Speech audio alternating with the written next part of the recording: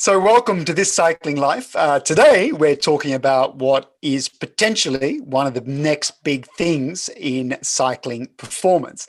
I'll be joined by Chris Blomfield-Brown, who works with corebodytemp.com. Did I get that right, Chris? Yeah, I hope so. Bodytemp.com. That's it. Yep. Excellent. Maybe, Chris, you can introduce yourself and give us a little intro to this amazing new technology. Okay. Fellow Aussie, good to see you again, Jamie. Yes, we have a new technology called Core. It monitors your core body temperature. So why is monitoring a core body temperature even an idea in sports? Well, when you're doing a physical activity, when you're cycling and you're going hard, your core body temperature goes up. And not everyone's aware of that. When you're sweating and all, it's because your core body temperature is going up. And to the levels that most people aren't aware is you're going up to high fever levels. We have people regularly going over 40 degrees or 104 degrees Fahrenheit. So really high level fever levels during your physical activity. This is normal. Yeah. And Chris, one thing I was surprised about that as well, because, I always used to think, coming from Australia, then it was all about hot temperatures, like racing in Kona or in France in the summer Tour de France. But the more I've read about this stuff, my understanding is that we can overheat in any kind of situation. Well, it's not even overheat. So as soon as you're getting into this heat stress area, what happens is your performance goes down. And that's why it's relevant. As your core body temperature goes up, blood is diverted away from the muscles to the skin for cooling.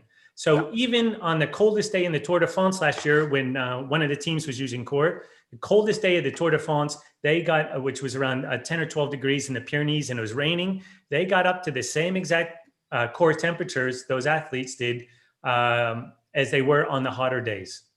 So you can still get hot on cooler days.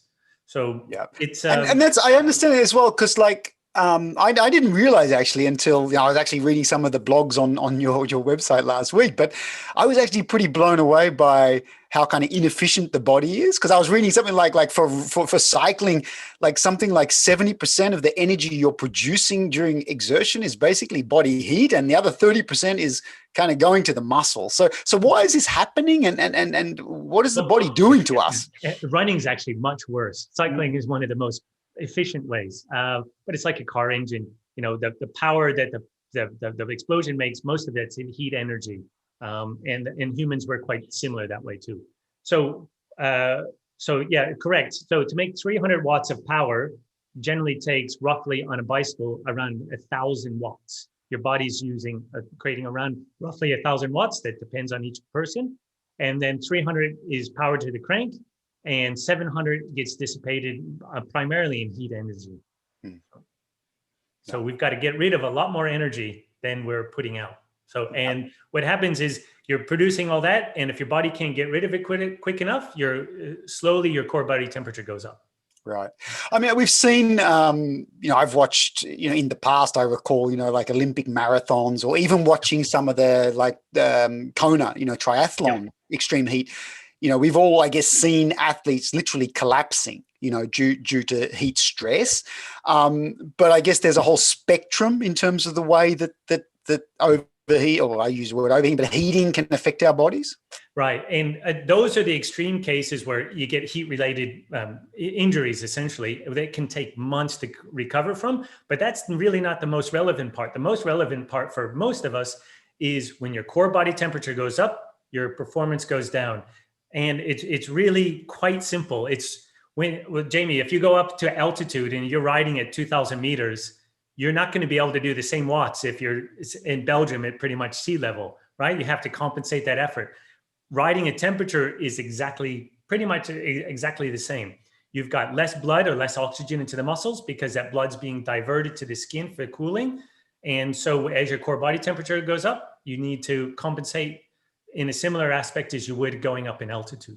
But this is something, it's not only a fixed degree, it's something you can actually train and improve. So, and then what sort of numbers are we talking here, Chris? So if you're you mentioned that, I mean, physiologically, as I understand what you said, so what happens is instead of your blood going to the muscle, so carrying all that good hemoglobin and And stuff all the other good to stuff fuel need. you, it's going to your skin surface to be cooled, to be returned back to your core to keep you cool. So that's blood that should be used to power those muscles, which is actually being used for that cooling mechanism. So when this starts to happen, when we really start getting hot and sweating profusely, what sort of power drop-offs are we talking here for the average cyclist? Well, it's an incline. There's a great graph on our website, right on the front page. You can see, and we have this what we call a heat ramp test. You can perform it yourself. It's generally around between 12 to 20%. Wow. Yeah. That's I understand, Jamie, you have a personal experience in a recent Zwift race when you did active cooling versus you were cooling the week before.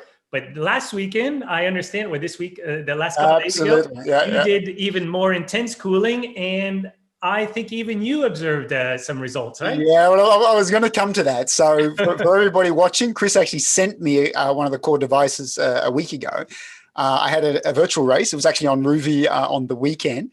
And I used the core device to actually measure my core temperature. And of course, what you also did, Chris, which maybe we can explain a little bit later, was recommend me a lot of cooling tactics or techniques. So I was, spraying my body with water. I made sure I had not just one, but two fans, blowing over me. I had cool towels in the freezer that actually my daughter was putting over the back of my neck during the race, chilled drinks. So what I saw using the device was actually my core body temperature got up to around 38.2.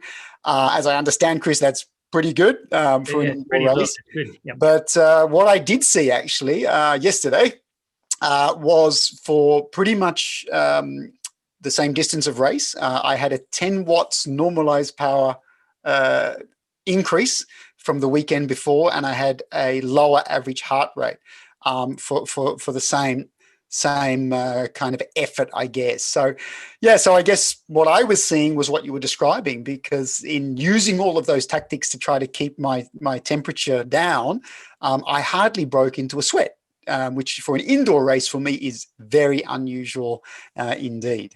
And to preface this, the week before you still had fans on, so you just had more cooling. So you already had cooling, and all you did is increase it, and you found a few more watts and had good results. So yeah. But so Chris, what I guess people are thinking here, right? Okay. Now, first one is maybe you could just explain kind of how the device works, because it was very interesting when I was putting some comments on my Strava and Facebook on the weekend after my race. I was getting comments from people who had some experience, and some former professionals said, well, actually, I had some of this kind of testing 10 years ago, and it was in a rather invasive kind of way. So people were saying, well, this is a big leap forward. So, I mean, this in a way, in terms of this understanding about heat stress in our bodies has been around for a while, but what's the big shift now in terms of the technology? Sure. So where am I going to start? First, maybe the best way to start is let's just discuss temperature. We all know what temperature is, right? Yeah. So I've got a nice way to describe this. So let's start with that, and then we'll lead on to the next, answer your questions. So I'm going to have you help me with an experiment. So since it's an experiment, I've got my safety goggles here. And a fire extinguisher just in case we have an issue. Oh, geez, man, you're not going to self-combust in front of our audience. So the first part of our experiment, Jamie, let's hold out our hand. Okay. Now, we all know what temperature is, right? We learned what temperature is. Your kids know what temperature is, right? So, okay, got your hand out. What temperature is it? Is it 21.2, 19.8? I guess in here it's about 20.5, but I'm kind of cheating because I have a thermostat on the wall over there. I think it's roughly 21 degrees. Yeah, but we're not really sure, right? So as humans, we're not great thermometers. But let's do a next experiment. This one's quite easy.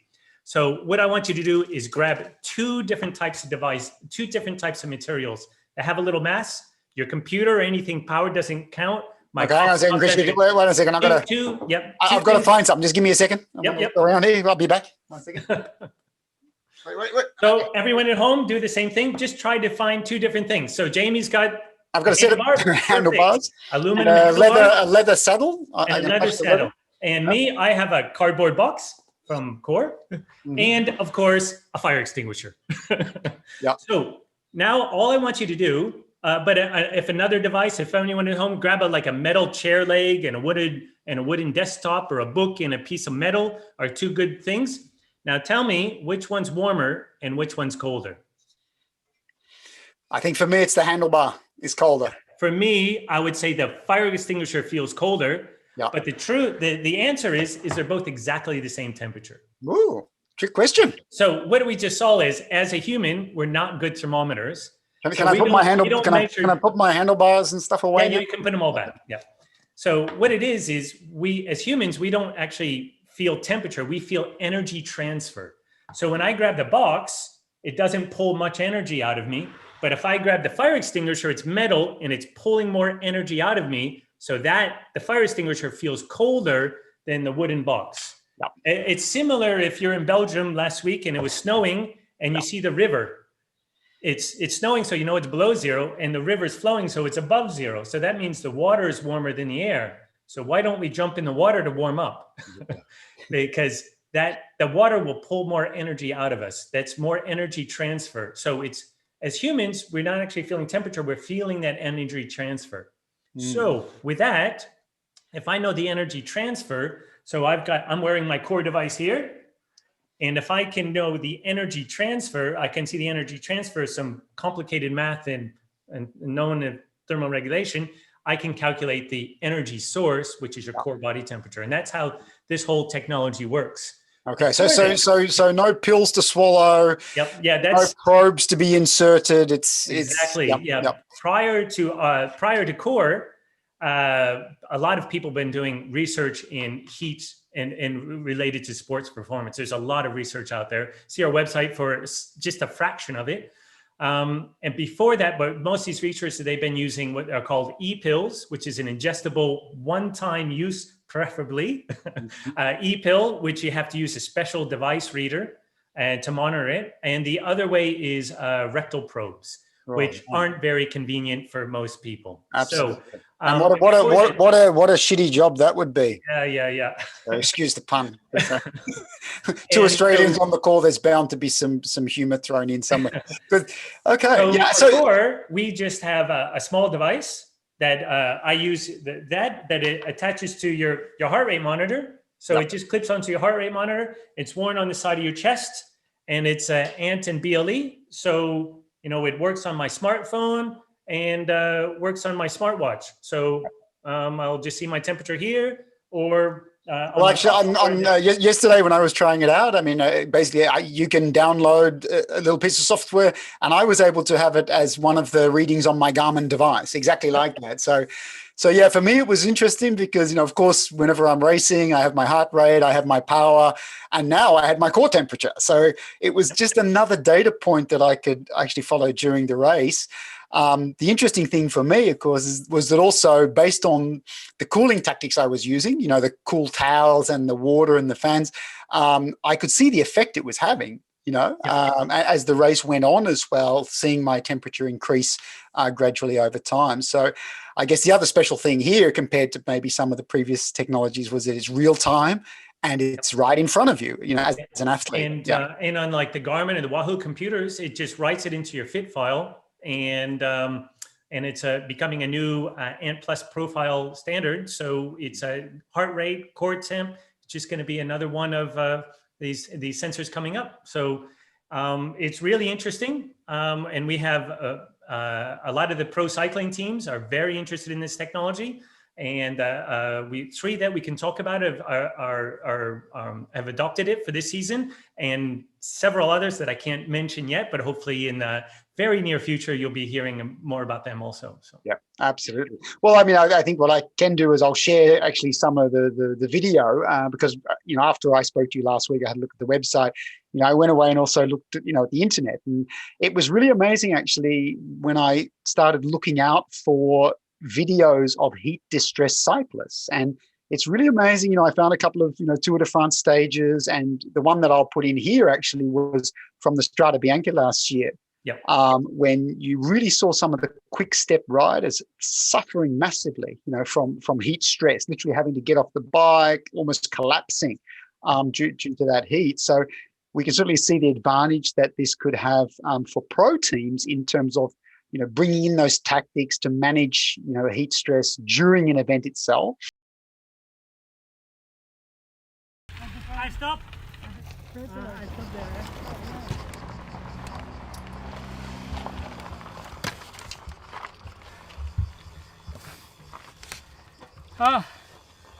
Kom.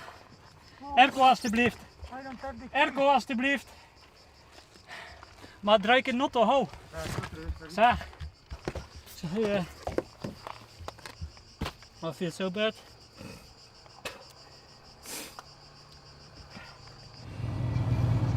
Wow. Oh. But I was also reflecting on kind of, as a DS in a car, like clearly I can be monitoring the rider's, body temperature, bringing in some tactics like that, cool drinks, whatever it might be. What we call strategic cooling. So yep. Start cooling like you witnessed in your race last weekend. Start cooling ahead of time, so not to get up to those high levels. Getting up to those extreme high levels, that's really bad, and that's still pretty rare. But remember, your performance, as soon as you started getting up, these mid 38s, you're already starting to drop, 3%, 5%, 6%, and that, that's a lot when you're racing. So trying to keep those levels down or being conscious of it. So you got a big climb coming up or something, really work on getting yourself wet. It's the we'll talk about that, how cooling works, the evaporation process. So important that you can do things ahead of time and start thinking a little bit more strategically, or making sure if you're starting to push your numbers, start to be at least conscious of it so you can make better decisions, or your DS can help you make those better decisions. Yeah. I guess the other important aspect here is, heat adaptation, right? Because, you and I, we were both in Albi. We found out later, which was one of the Gran Fondo World Championships, UCI Gran Fondo World Championships in 2017 with extreme heat. Yep. And I was racing there, and I experienced what many people experience, particularly from the Northern Hemisphere, which was a pretty massive drop, on the day, because it was, I think, high 30 degrees Celsius on the day. So just a note on that. I think I remember in the time trial, you said your power numbers weren't anywhere near where you expected them to be, right? Absolutely. They were down about 15%. Yeah. So everyone's clear, your power numbers will always go down in these when you're getting hotter. So, but what happens is you can train yourself, and that's what the heat adaptation is. So your numbers won't drop as much as everyone else's. Yeah. So there's some famous triathletes, they say, they perform really well in the heat. And actually that's the wrong way to think, is everyone loses in the heat. They just lose less in the heat. So there's a little bit more. So this might explain why Australians were doing so well at triathlon for so many years, right? I mean, because we live in a hotter environment, I guess. But related to that, a very famous example, which I was very curious to hear about, was Matt Hayman, because everyone knows the Matt Hayman Paris-Roubaix story, where Matt actually had not broken his arm, but I think he cracked his wrist or something like that, and he spent several weeks on an indoor trainer in a hotter training climate. And as I understand it, his coach now believes that heat adaptation was part of his victory at Paris-Roubaix. Kevin Bolton, a fellow Aussie who was Matty Hayman's coach at the time. He's a big believer and a great user in core. I know a lot of his athletes are using it also still, or adopting core into their training programs. Matt's, Kevin's a strong believer, and on our website, under the media section, we have a bunch of Kevin's podcasts, and he's been interviewed, and he talks about core and core temperature, and he does heat training as a regular part of all his athletes' training now. And he's a strong believer in it, and his athletes are getting results. And it's like you said, Matty Hayman, when he won the Roubaix, Kevin's now thinking back, was it just all on the erg, or did a temperature really, because he was such high temperatures during all those trainings, did that have a lot to do with it also? So Well, I guess this is the next exciting question, and obviously the science is still evolving, but probably many people who are listening to this interview are thinking, well, I live in Belgium, I live in the Nordics, so heat stress not such an issue for me. But what I got really interested in reading was this question of what else happens to your body when you're training at heat, and particularly related to plasma production and how that can actually help you as an aerobic athlete. So maybe you could talk a little bit about that and what that. So we're working with several of the experts on this, and Kevin's a good one, and Stephen Chong and quite a few other people. Is what happens. There's your magic number. And if you train and get your body temperature up roughly around 38.5, that's an individual number for everyone. That's why we developed this heat ramp test with several other experts, is if you train around this magic number, and these are easier efforts. So a lot of people do these on their tempo day or their easy day. We just train at a higher temperature. And what happens is your body for adaptation, for heat adaptation, it creates more blood plasma. And that's a well-known fact. And then when you have an imbalance in blood plasma, your body produces more hemoglobin to balance out that the blood plasma. So you end up with higher hemoglobin counts. So it's just a good way to boost your hemoglobin count. And then there's another side effect, which one of the Olympic teams we're working with, they coined it vascular coordination. And that's basically, if you're at temperature, your body, training again is putting your body in stress, and then your body figures out how to adapt. So if you're in heat stress and trying to produce power, that your body will get more efficient at directing enough blood flow to the skin and the muscles. So it's been in that situation and it knows a better way to do it. So it's coordinating the vascular dilation and contraction to get that ideal blood flow for cooling and power production. So that's how people become more efficient in these, when their body temperature, not hotter conditions, when their body temperature goes up, they become more efficient. And people find with heat training and this kind of, their performance goes up definitely in the hotter conditions, but it also goes up in the cooler conditions. Obviously not as much, but you still get a performance gain in cooler conditions as well as, and particularly in hotter conditions. That, often early on in the season, so in March, I'll travel from Belgium to South Africa and I'll race the Tour of Good Hope or the Cape Town Cycle Classic. I don't get there 2 weeks before because I don't have 2 weeks to spend in South Africa for heat adaptation. But what I was starting to realize is that actually I can be doing that heat adaptation, preparing my body for those kind of temperatures, simulating at home in Belgium, by actually using core, working in that zone where I can be getting my body ready for that. So for me, that was very exciting. Right? But basically, heat training is something anyone can adapt to their current training plan. So we're not saying throw it away and do something new, though there are heat blocks that you can do. That's what like Kevin and a few coaches do. They'll take athletes and do a heat block session. But way to do it is basically, it's real simple. If you're doing, if you have an easy day and you're on your indoor trainer, or even if you're outside, overdress and get up to temperature and just stay in that temperature for 45 minutes or an hour.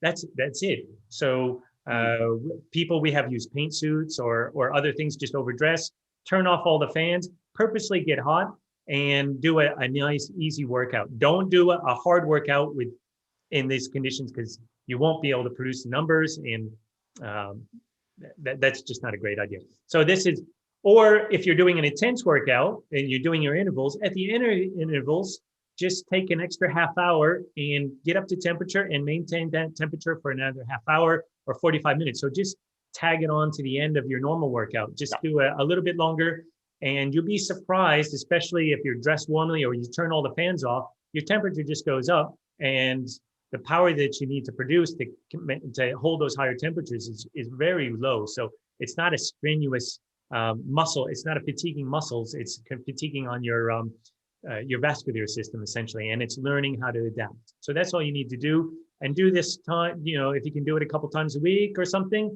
And most people find adaptations fairly quickly after a few sessions. When the first sessions, they get really hot and their power numbers are low, but right away they see their temperatures still the same temperature, but their heart rate's coming down, or the power numbers are going up. very quick adaptation. And that's part of that process. So anyone can do this. It's part of that. And you get a lot of really good results, and you can do it at home easy. So yeah, great.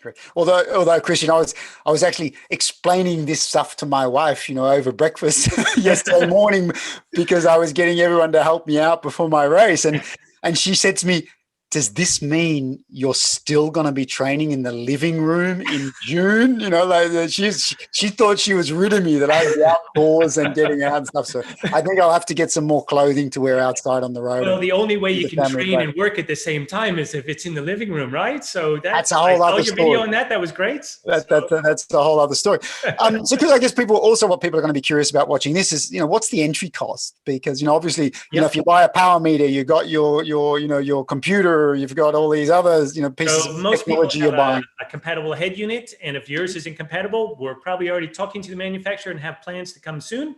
So definitely with Wahoo computers and Garmin computers, you take it out of the box, you shake it, and put it on your heart rate monitor. Use the securing clip so it doesn't fall off the heart rate monitor, and that's all you need to do. Or pair it with your device and a couple other details. And it's available from our website, corebodytemp.com. And it's roughly 249 Swiss francs. Yeah, so I think that's about 200 pounds, 220 euros. I think that sounds about right. So I'll put a slide. I'll put a slide in the video with real money and prices and stuff like that. Good. Yeah. So yeah, it is a new technology. We've spent over 6 years in clinical studies. It's approved to be used as a medical. It can be sold as a medical device in America. So. So we've got a lot of investments in this, and we've used a lot of e-pills for verification. So so it's just there. Easily available. We can get it to you quickly, and there's quite a few. As we said, there's quite a few teams in the pro peloton that are using it now. I think the ones we can talk about are Bora Hansgrohe, Deceuninck Quick Step, the Belgian team for you, everyone in Belgium, and Astana. And so there's a few other teams that will be announced in the near future too. Excellent. Yeah, I was actually quite impressed. I mean, I think your stuff arrived last week, and it took me about 15 minutes to set everything up, get everything set up in my Garmin. So I was actually pretty impressed by how easy it was to use, just attached to my heart rate strap, and where you go. So it's there, and I'm looking forward to using it more and learning more about it. You mentioned actually, Chris, which I found really interesting. I mean, basically I got on the core website, and then it was like going down a rabbit hole, because I think I read all the articles on your blog. Like our partners that we're working with, the pro cycling teams, it's a good win-win. Is we're trying to work together in junction. So we're working as partners to be able to find more information, and we're working with quite a few researchers. We've had roundtables with some of the top researchers, and we're all discussing things openly. It's been really fantastic. And then there's other areas outside of cycling when constant monitoring of core body temperature is really relevant. So we have some of the teams and athletes that are doing 24-hour monitoring now, and then we have our new core cloud that's coming online probably by the time this video is coming up. But we, on our phone app, we upload, we have a full history, and because we haven't talked about this yet, there's a thing called like just your circadian cycle. Yep. So when we were talking about our experiments, one of the questions I usually ask people is, what's a normal core body temperature? And I'll answer the question. There isn't a standard, and your temperature fluctuates during the day. Generally, during the night, your temperature goes down, and during the day, it goes up. And any kind of physical activity, your temperature goes up even higher. And this down at night and up during the day is called your circadian cycle. This is a normal rhythm of temperature going up and down.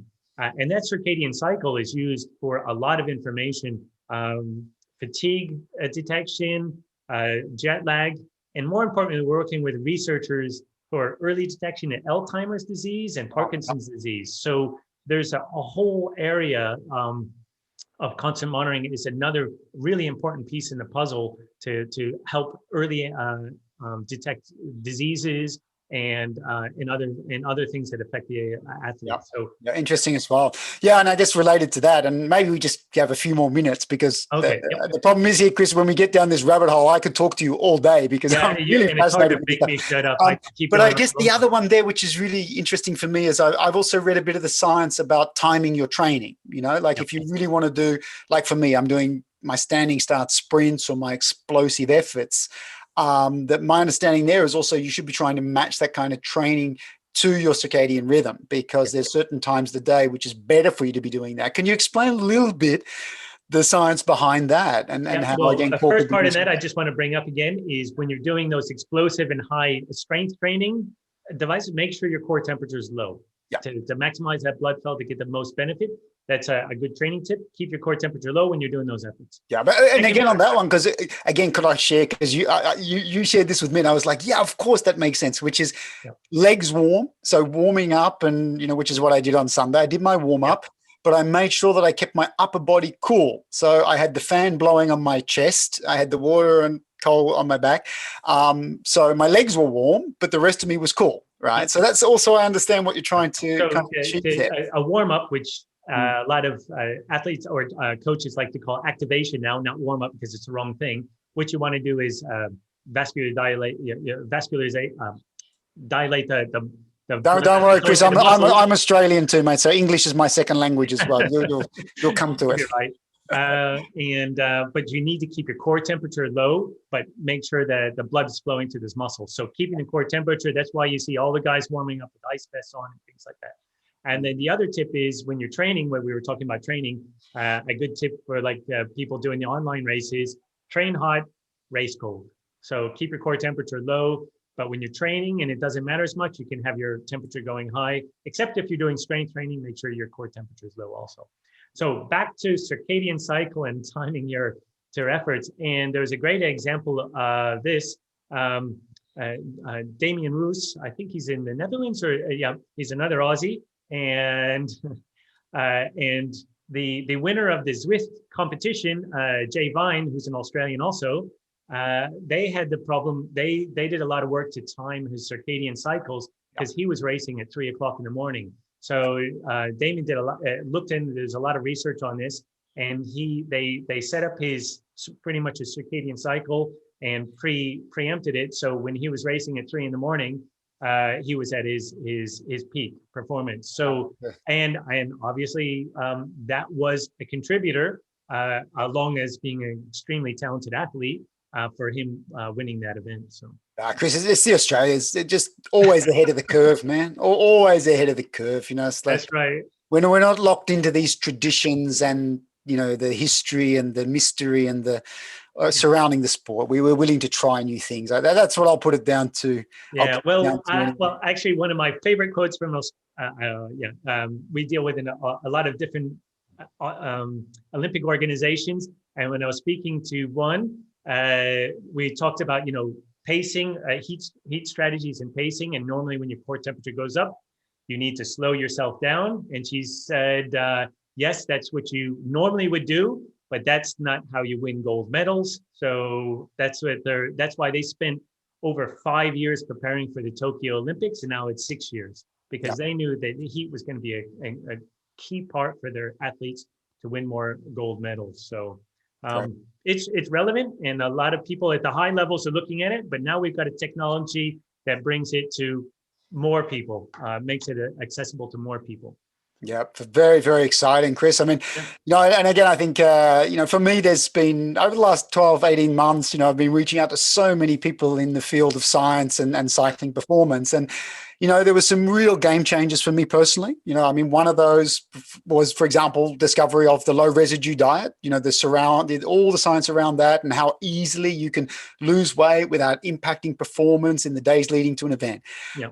The other big one, over the last 12 months, I got into the whole science around micro intervals and how those kind of training protocols now can really help you to improve in gains. That was the second big one.